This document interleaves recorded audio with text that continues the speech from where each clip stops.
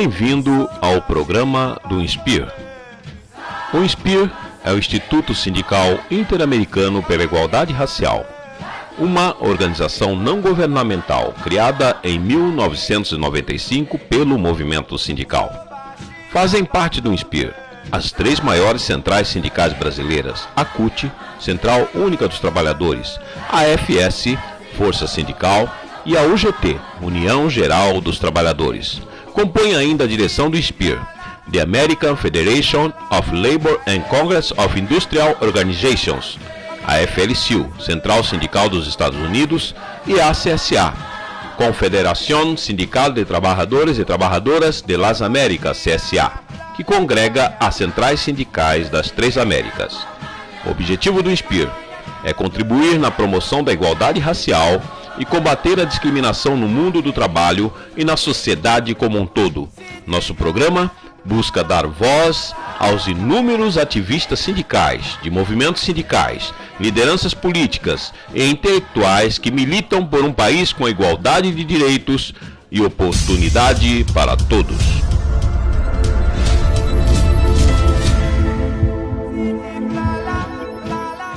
A exclusão do negro no mercado de trabalho nos dias de hoje é resultado do longo período de escravidão e da maneira que se deu a transição para o trabalho assalariado.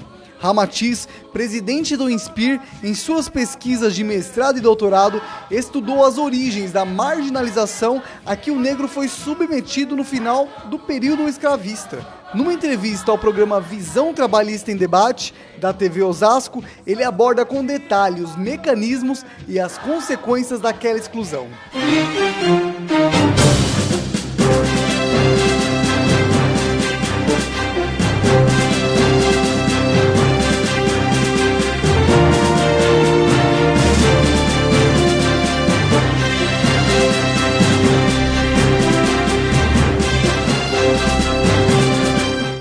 Olá, como estão vocês? Tudo bem? A partir de agora estamos juntos aqui no programa Visão Trabalhista em Debate.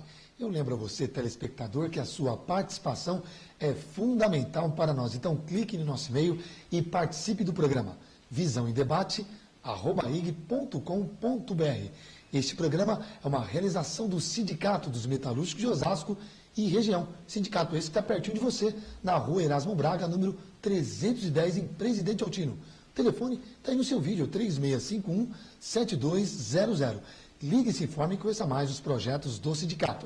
O programa Visão Trabalhista em Debate agora está disponível na internet.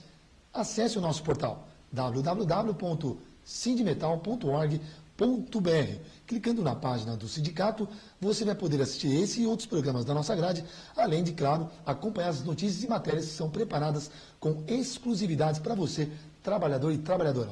Participe! Há 125 anos era assinada a Lei Áurea, que concedeu liberdade aos escravos, mas até hoje os negros ainda sofrem com as desigualdades. E para entender mais sobre o fim da escravidão e sobre a situação dos negros após a abolição, recebemos Ramatiz Jacino, que é professor da rede pública estadual, mestre e doutor em História Econômica pela USP e presidente do INSPIR, Instituto Sindical Interamericano pela Igualdade Racial. Ramatiz, seja bem-vindo aos estúdios da TV Osasco e obrigado desde já por ter aceito o nosso convite. Olá, Eduardo. Olá, telespectadores. Eu que agradeço o convite. É sempre muito agradável e produtivo a gente participar de um programa que é iniciativa do movimento sindical, né? Sem dúvida. Eu queria começar com o senhor perguntando quais foram as consequências que a escravidão trouxe para o Brasil. Olha, a escravidão trouxe para o Brasil consequências para o Brasil e para a África também, né, consequências bastante dramáticas. É necessário lembrar, para início de conversa, que o trabalho escravo no Brasil durou 350 anos e toda a riqueza que foi produzida desde então foi através do trabalho escravo. A construção da riqueza do nosso país ela é resultado de dois crimes hediondos, na minha concepção. O ataque, o roubo das terras indígenas e o massacre dos indígenas e o sequestro de milhões de africanos para trabalharem aqui na condição de escravizados. Então, realmente, as consequências Até hoje nós sofremos as consequências da escravidão. É uma luta árdua, né? Uma luta muito árdua. Agora, muitos negros após libertos não tinham onde trabalhar, não tinham terras próprias, né? Como ficou essa questão?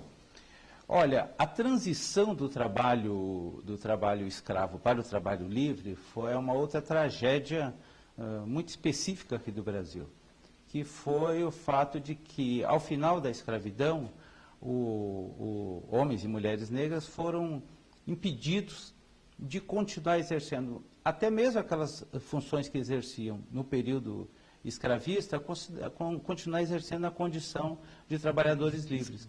Houve uma série de impedimentos para que eles continuassem exercendo ou pudessem ter algum novo trabalho na indústria que estava surgindo, porque eles foram preteridos e a classe dominante brasileira preferiu trazer imigrantes, né, espanhóis, italianos, portugueses, alemães, etc., para ocupar o mercado de trabalho onde antes os negros trabalhavam. Qual era a atuação dos negros?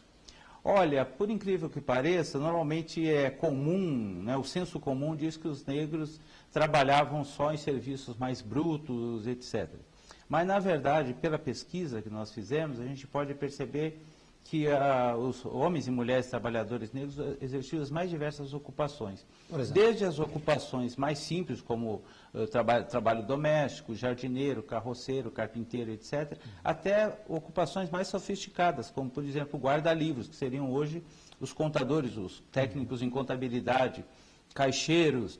Existiam negros que eram escravizados, mas eram professores, eram cirurgiões, dentistas. Então existia uma série de ocupações que eram exercidas por homens e mulheres negros. As parteiras, né, que também é ligado a muitas ocupações ligadas à área de saúde, eram exercidas por homens e mulheres negros, mesmo no período da escravidão. E como o negro foi excluído do mercado de trabalho? Pois é, o mercado de trabalho, na transição do trabalho escravo para o trabalho assalariado, ele foi se construindo através da exclusão, usando a exclusão do negro, mas com três focos centrais. Primeiro, houve uma legislação, pelo menos na cidade de São Paulo, onde eu pesquisei, houve uma legislação que explicitamente, que eram as posturas municipais, explicitamente proibiam que os trabalhadores escravizados exercessem algumas ocupações. O segundo foi a preferência por parte dos empregadores por trabalhadores imigrantes. Nós vimos, eu pesquisei e vi muitos anúncios de jornais, no Estadão, no Diário Popular, que explicitamente diziam, precisa-se de ama de leite, por exemplo, que é uma profissão historicamente ocupada por mulheres negras, que não seja preta. Precisa-se de carroceiro, que não seja preta. Precisa de atendente de balcão, que não seja preto.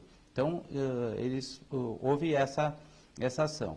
E, além disso, uma disputa muito grande desses próprios imigrantes com o trabalho assalariado. Porque os imigrantes que vieram para cá, na verdade, eram pessoas que lá na Europa eram muito pobres e vieram para cá beneficiados por ações do governo brasileiro para ocupar esse mercado de trabalho. Então, existia essa preferência por eles. Eu lembro a você, telespectador, que você é o nosso convidado especial. Você pode participar do programa, lembrando, através do nosso e-mail, visãoemdebate@ig.com.br. O tema do programa de hoje, situação dos negros após a abolição. O meu convidado é o professor da Rede Pública Estadual e mestre e doutor em História Econômica pela USP, Ramatiz Jacino. Ramatiz, eu perguntava, você respondia no final do primeiro bloco, eu queria dessa mobilização que os negros, na época, tinham. Essas mobilizações, tinham resultado? Olha, as mobilizações tiveram resultado. Todo o resultado dos trabalhadores e trabalhadoras, negros ou brancos, é sempre muito limitado, porque nós vivemos num regime capitalista e mesmo naquela época, aqui também no início do capitalismo, o poder dos patrões, o poder do Estado é sempre muito grande. Então existiram muitas mobilizações. Um aspecto que eu acho que é importante destacar, o movimento sindical até nos nossos cursos de formação, parte muito daquela ideia que a organização dos trabalhadores no Brasil iniciou com a vinda dos imigrantes, com o surgimento dos sindicatos, os primeiros sindicatos, as organizações anarquistas, etc. Existe um pesquisador baiano, João José Reis, que ele pesquisou o movimento escravista e viu que em 1857, ou seja, muito antes da greve de 1917, 1912, que teve em São Paulo, consideradas as primeiras greves no Brasil, existiu uma greve no recôncavo baiano de trabalhadores escravizados, que tinha pauta de reivindicação, que teve negociação com o proprietário. Então tinha uma série de organizações históricas, muito antes da chegada dos imigrantes, de homens e mulheres negros, de trabalhadores, homens e mulheres negros, escravizados, que muitas vezes a gente esquece e não leva em consideração. Então antes das primeiras greves, como citou em 1912, em 1917, já em 1857 já existia então, uma greve. organização, ou seja, não está ligado à questão racial aí, né? Está ligado à questão do trabalho na condição de escravizado. Tá. Né? Não tinha uma pauta especificamente racial, mas quem eram os trabalhadores escravizados eram os negros. Né? Existe alguma política trabalhista para os trabalhadores negros? Olha, existe por parte do movimento sindical muita organização no que diz respeito à luta por igualdade racial nas condições de trabalho, que hoje nós vivemos uma desigualdade. Então, vários sindicatos ligados, em especial aqueles que são filiados ao INSPIR, os sindicatos ligados às centrais sindicais, Força Sindical, UGT e CUT, têm na sua pauta de reivindicações uma série de itens para promover a igualdade racial nas relações de trabalho. Tivemos algumas conquistas em nível mais amplo, como, por exemplo, o Estatuto da Igualdade Racial, como, por exemplo, a Lei 10.639, que foi assinada, foi promulgada pelo Lula logo que ele assumiu a presidência da República em 2003, que inclui a história da África, a história dos negros no Brasil nos currículos escolares. Existe a titulação de terra de quilombos, existe dentro do Estatuto a orientação para que a capoeira passe a fazer parte dos currículos escolares. E capoeira é muito mais do que uma luta, é uma dança, é uma manifestação cultural. Então existiram avanços significativos nesse período, sim. Eu percebo que você pesquisou bem sobre o tema de hoje, né? E estudos que tratam o período pré e pós a abolição. Com certeza você encontrou informações que nós não podemos localizar nos livros, né? O que você encontrou de mais integrante neste tema, nessa apuração? O que eu achei mais intrigante ou interessante? Intrigante. Intrigante. O que eu achei de mais intrigante, Eduardo, é como as razões ideológicas que levaram a elite brasileira, em especial a elite cafeeira aqui do estado de São Paulo, a fazer uma opção por uma força de trabalho estrangeira em detrimento de uma força de trabalho que estava aqui. Então, não foi uma opção só econômica, foi uma opção ideológica. Ideologicamente, eles eram racistas e compreendiam, tinham a ideia, a compreensão que negros não serviam para o trabalho assalariado, então eles optam por importar trabalhadores europeus com o objetivo de branquear o mercado de trabalho, branquear a população negra. Isso me parece o mais significativo e o mais grave, que foi uma ação resultado de uma concepção ideológica. Depois das mudanças, o que aconteceu com esses imigrantes que vieram com essa finalidade? Acabaram ficando, voltaram para os seus países de origem? Tem estudos sobre isso? Esses imigrantes, para vir para cá, primeiro é necessário dizer que os negros vieram para cá à força e os imigrantes vieram por opção, né? Segundo esses imigrantes, eles recebiam a passagem para vir de navio da Europa para cá. Eles ficavam na hospedaria dos imigrantes em Santos, depois vinham para a hospedaria dos imigrantes de São Paulo, de passagem de trem também, paga ou pelo empregador ou pelo governo. Eles já tinham um emprego garantido, iam para as terras, tinham possibilidade de comprar essas terras de forma facilitada e com isenções fiscais. E recebiam dinheiro em espécie também.